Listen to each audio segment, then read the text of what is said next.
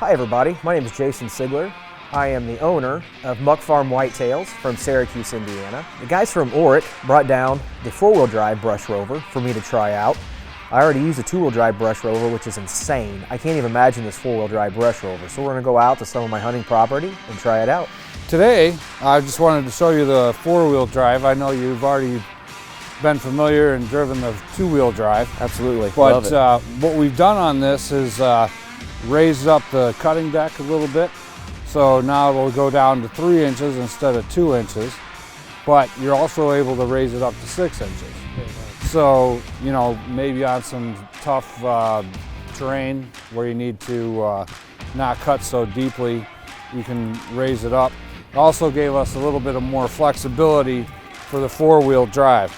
The four-wheel drive on here is an on-demand system.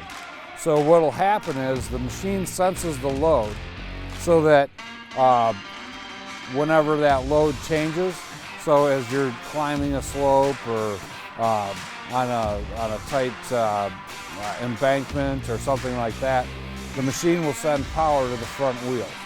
Okay, so that's what we've got on the four-wheel drive system.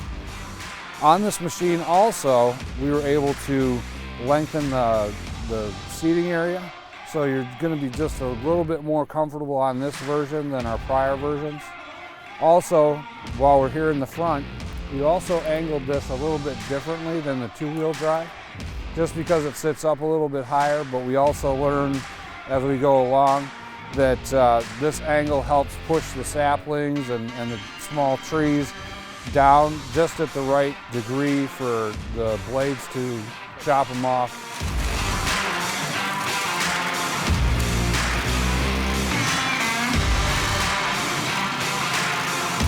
Just got done using the Orec Rover, the four-wheel drive model. Cuts down that material, the scrub brush that you want to get rid of. This machine will do anything.